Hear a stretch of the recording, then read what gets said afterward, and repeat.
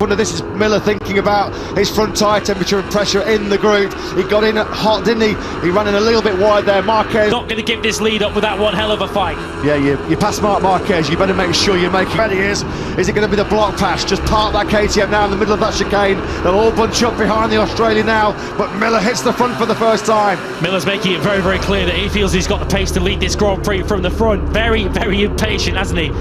As we mentioned pre-race, his last two visits here have yielded 45 out of 50 in P3. Miller just running that real tight defensive line. He's not giving Marquez any sense that he can snap up the inside of him in the Dunlop chicane. Great riding this by Miller. That's right on board with one Repsol Honda. The other ones had problems on that third lap. Joan Mir doing a tremendous job at the back of the picture. In fact, he's just been overtaken by the recovering Jorge Martin.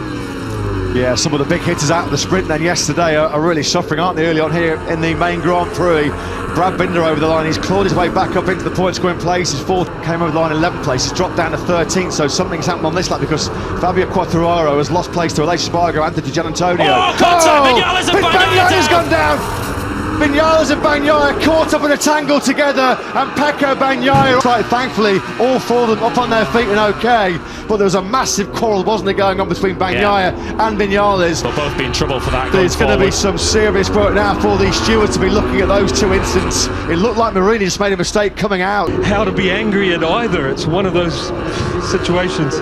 Yeah, it just looked, didn't it, there, as we saw multiple replays, just a pure racing incident, both of them going for the same piece of tarmac. Vinales, he would have felt that Bagnaia was out of his peripheral vision there.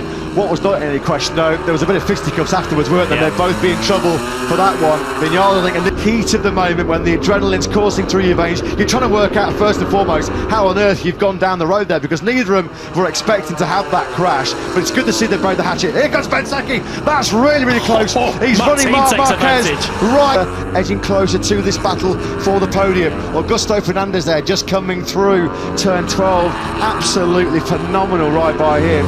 He's going to take 5th place. Yeah, there's gain. Somebody else has gone down. Somebody else has crashed. It's not Marco Bezzecchi. We know it's not anybody in the top left-hand corner of your screen. He has long gone. Marquez again. How much corner speed can he carry through that fast sweep through into turn 1? This time around, Martin can't attack him.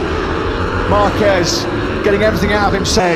Every time Jorge Martin's got through, Marc Marquez has been desperate to latch Grand Prix for him, and it looks like there's going to be double podium joy for Prima Pramac Racing with Martin and Zarco on the podium. Listen to the noise. If Joan Zarco does hang on to this 3rd place, it is going to blow your ears off.